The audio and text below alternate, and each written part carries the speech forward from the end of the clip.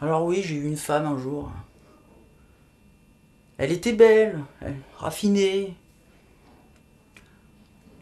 un tel... Elle était très gentille en tout cas.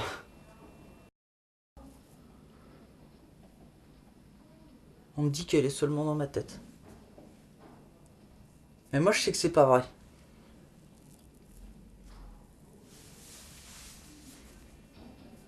Elle est plus là.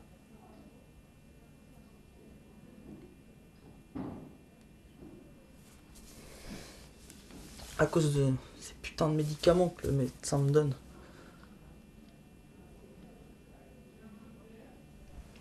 C'est de la drogue. Et moi, ma femme, la drogue, elle aime pas. Sauf...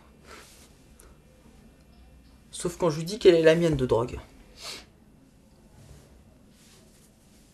Elle avait des longs cheveux blonds qu'elle peignait. Comme ça, avec ses longs ongles vernis.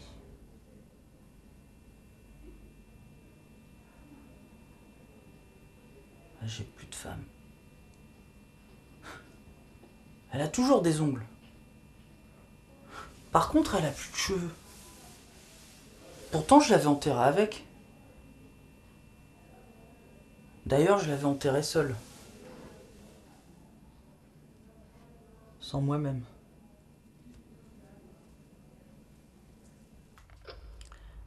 Mon amant, il est fort et intelligent. Et surtout, il coince toujours les méchants. Tout le monde me dit oh, arrête un peu, il est mou. Ben, moi aussi, ça va par là. Non, par là, enfin, je sais plus. Il est pas lent, il réfléchit. C'est mon héros. J'adore son regard de coquère. Quand il apprend une nouvelle qui le laisse sur le cul. Et alors, quand je vois au coin de ses lèvres cette petite goutte de salive qui signifie qu'il a trouvé la solution, alors là, je me sens plus. Par contre, ce qui me contrarie, c'est qu'il ment, c'est que même quand je mange, il travaille. Il n'a même pas un regard pour moi. Il parle à ses copains. Voilà, comme ça. À la réflexion, je crois qu'il ne m'a jamais parlé en face. Sauf, peut-être, quand le cadreur me faisait la faveur de le prendre de face pendant toute une scène. Il me manque, mon amant. Presque autant que mon mari.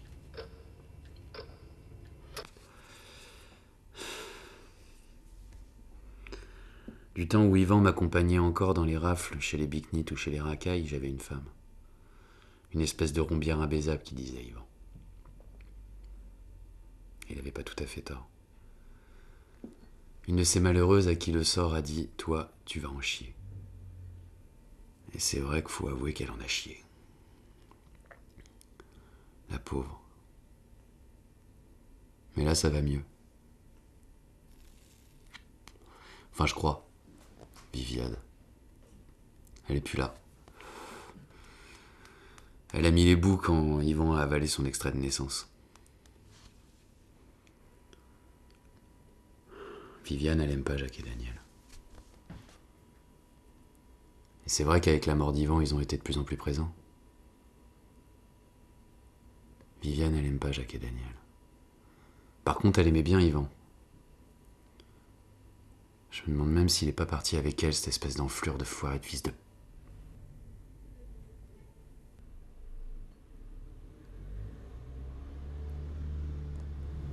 Putain, mon pote.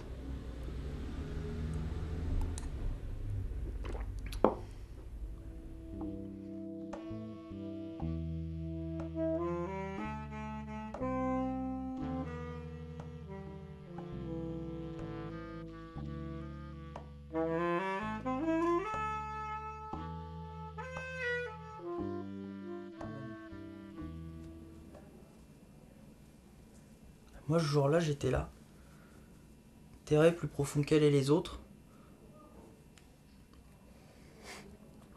Entre ces quatre murs de tissu blindé. il y en a qui disaient que j'ai perdu la raison plus que tout le reste. En tout cas avant. J'avais des amis, une famille, une maison, une raison. Maintenant j'ai plus ni maison, ni famille, ni raison.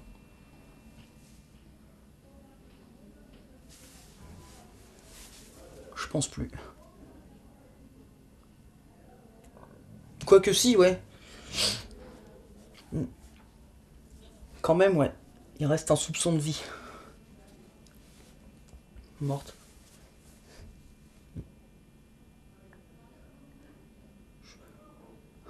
Je me suis enterré avec. D'ailleurs, on m'a enterré. On m'a enterré seul. Vivant. Mais mort. Mon cher et tendre époux, taillé dans une armoire en chêne massif, normande, mais de petite taille, une table de nuit quoi, mais normande quand même. Bref, il était super fort, mon René. Par contre, il était con comme une meule. Fallait pas lui demander de compter jusqu'à 10. Il est d'ailleurs mort d'avoir essayé. Le jour de la libération, il était chef de bande dans une colonne d'infanterie. On lui a demandé de compter son peloton. C'est un héros. Je ne sais vraiment pas ce que je lui trouvais. Il était moche, petit, idiot, mais tendre. J'étais une princesse dans ses yeux. On n'a eu plus de bouse sur nos bottes que de bouffe dans notre assiette, mais ça ne nous a pas empêchés d'être heureux. Maintenant qu'il est mort, qu'est-ce qu'il me reste? Rien, si ce n'est quelques années à gagner du temps quand on cherche à en perdre. Il me manque mon amant. Bien moins que mon mari. Presque autant que mes enfants. Maintenant, j'ai une nouvelle femme. Et elle, je suis à peu près sûr qu'Yvan ne me la piquera pas. Elle s'appelle Bénédicte. On est un couple moderne, le jour de notre union, je l'ai laissé garder son nom de jeune fille. Pourtant, faut voir le nom bizarre. Elle s'appelle In. Bénédictine.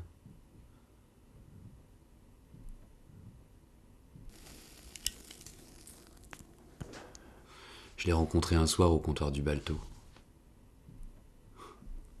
J'avais vidé Jacques et Daniel de toute capacité à m'apporter le moindre réconfort. Depuis, on passe toutes nos soirées ensemble. Je me noie chaque jour un peu plus dans les profondeurs de ses culs de bouteille. Elle me fait autant tourner la tête que le cœur. Et puis elle, ça la dérange pas que je passe toutes mes journées avec Jacques et Daniel. Elle y prend même régulièrement part.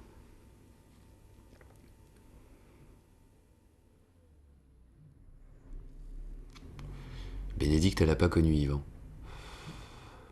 Je pense qu'ils seraient bien entendus tous les deux. Il aurait peut-être bien essayé encore de me la piquer, cette espèce d'enflure d'enfoiré de fils de... Putain, mon pote. Je suis seule, j'ai une vie de merde. Les gens passent plus de temps à se lamenter qu'à essayer d'arranger les choses. Ils ne comprennent donc pas que vivre en communauté revient à se créer des problèmes qu'on n'aurait jamais eu seul.